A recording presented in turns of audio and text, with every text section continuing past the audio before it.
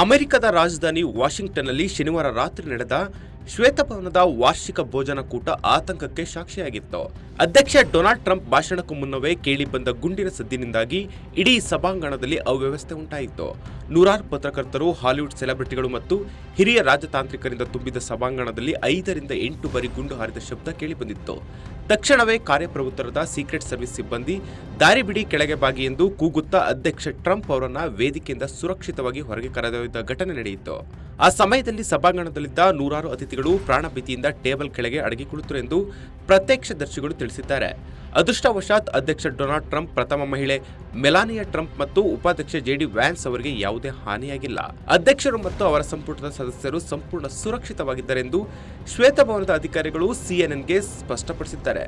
ಘಟನೆಯ ನಂತರ ರಾಷ್ಟ್ರೀಯ ಗಾರ್ಡ್ ಸಿಬ್ಬಂದಿಯನ್ನು ಸ್ಥಳಕ್ಕೆ ನಿಯೋಜಿಸಲಾಗಿದ್ದು ಭದ್ರತೆಯನ್ನು ತೀವ್ರಗೊಳಿಸಲಾಗಿದೆ.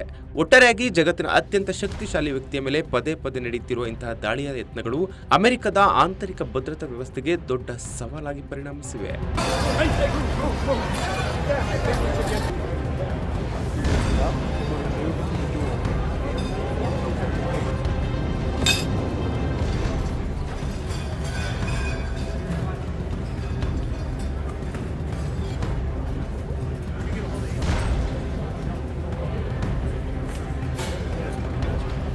ಸಂಪೂರ್ಣ ನ್ಯೂಸ್, ಇದು ನೊಂದವರ ಧ್ವನಿ.